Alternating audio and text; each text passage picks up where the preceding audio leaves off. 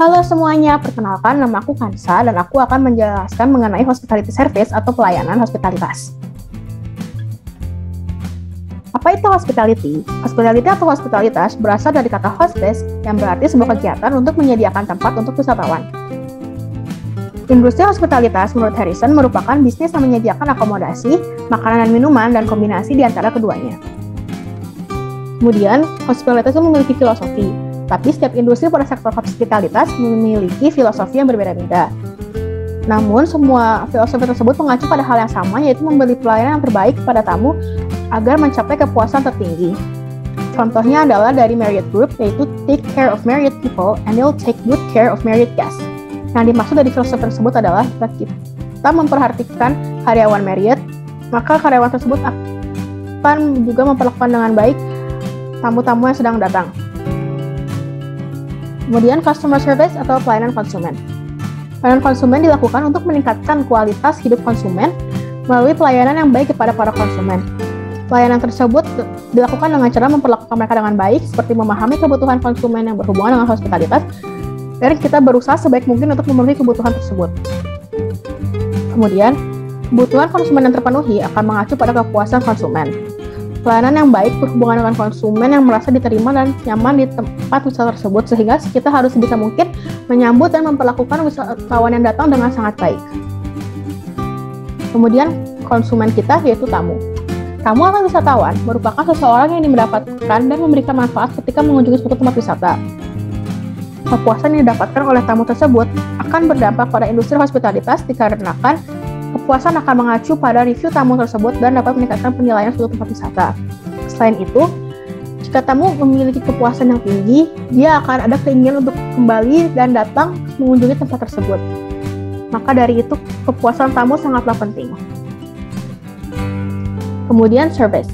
Service atau pelayanan merupakan suatu kegiatan yang diberikan kepada tamu atau wisatawan oleh pihak karyawan yang sedang berkunjung agar mendapatkan pengalaman yang berkesan. Dalam kegiatan pelayanan, pihak yang terlibat adalah tamu dan karyawan yang sedang dalam suatu transaksi pelayanan yang sedang berlangsung. Kemudian, langkah utama pelayanan, yang pertama ada penyambutan yang hangat dan tulus dapat menggunakan nama tamu. Jadi ketika kita sedang menyambut tamu, kita dapat mengingat namanya dan kita menyapanya dengan nama. Yang kedua, ada mengantisipasi dan memenuhi kebutuhan tamu. Jadi kita sebaik mungkin dapat memenuhi kebutuhan tamu yang selama masih berhubungan dengan hospitalitas. Yang ketiga, ada memberi salam perpisahan dengan hangat. Ketika tamu akan pulang, kita akan memberi salam perpisahan yang hangat dengan menyebut namanya, dan kemudian kita memberi kata-kata yang berkesan kepada mereka agar mereka merasa honored atau merasa senang dan welcome, sehingga ketika mereka akan kembali juga mereka akan diantar dengan hangat, sehingga mereka ada keinginan untuk kembali lagi ke tempat tersebut.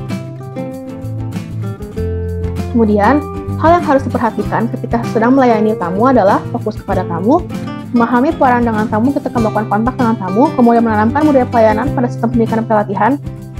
Jadi yang dimaksud dari hal tersebut adalah ketika kita sedang dilatih untuk melakukan pelayanan, kita harus sudah menanamkan budaya tersebut agar dapat terbiasa ketika sedang melakukan pelayanan yang sebenarnya.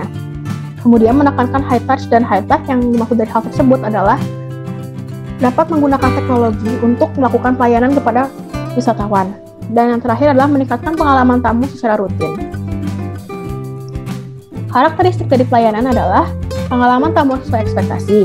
Kemudian performance yang dilakukan oleh organisasi untuk menghindari zero defects. Zero defects yang dimaksud adalah kerusakan atau mungkin hal di luar yang telah direncanakan yang terjadi yang dapat mengganggu kinerja.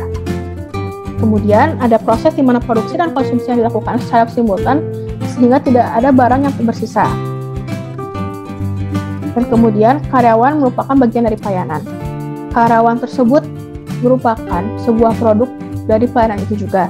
Yang dimaksud dari statement ini adalah kita sebagai manajer harus bisa memperlakukan karyawan dengan baik. Maka dari itu karyawan juga akan otomatis memperlakukan tamu yang datang dengan baik juga. Kemudian ada jenis pelayanan. Ada 3 jenis pelayanan. Yang pertama elektronik dan mesin, yaitu pelayanan yang menggunakan suatu sistem atau mesin. Contohnya vending machine, reservasi online, dan mungkin proses refund online menggunakan aplikasi. Kemudian ada pelayanan tidak langsung, yaitu pelayanan yang tidak bertransaksi secara langsung. Biasanya pelayanan ini dilakukan melalui media telepon atau email dan kegiatan di mana pihak pelayanan tamu tidak bertemu secara langsung. Contohnya ketika kita melakukan reservasi dengan telepon atau housekeeping pada kamar ketika kita sedang pergi dari kamar tersebut. Dan yang terakhir adalah pelayanan yang dilakukan secara langsung atau face-to-face. Pelayanan ini merupakan pelayanan yang paling dapat memberi impresi baik kepada tamu karena tamu dapat melihat langsung pelayanan yang sedang terjadi terhadap mereka. Kemudian ada strategi pelayanan. Ketika melakukan pelayanan, ada strategi yang harus kita lakukan. Yang pertama, memilih segmentasi pasar. Yang kedua, menentukan tingkatan pelayanan yang sesuai. Yang ketiga, tidak memberi janji palsu. Jadi kita memberi janji dan melakukan sesuai janji yang telah kita berikan. Dan yang keempat adalah memenuhi kebutuhan tamu.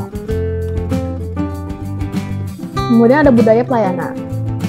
Budaya pelayanan itu terdapat komitmen manajemen, yaitu menepati kata-kata yang telah diucapkan sehingga tidak ada janji palsu, memberi pelayanan secara konstan, sehingga kualitasnya pun akan tetap konstan dan tidak menaik dan tidak menurun.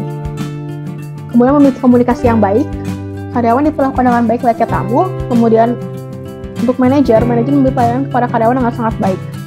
Kemudian ada penahanan birokrasi yang berlebihan. Kemudian ada konsumen lebih penting dibanding aturan yang ada.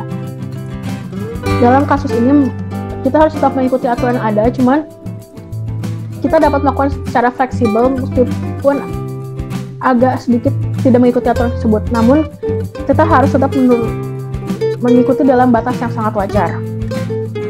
Kemudian karyawan sebagai bentuk pelayanan.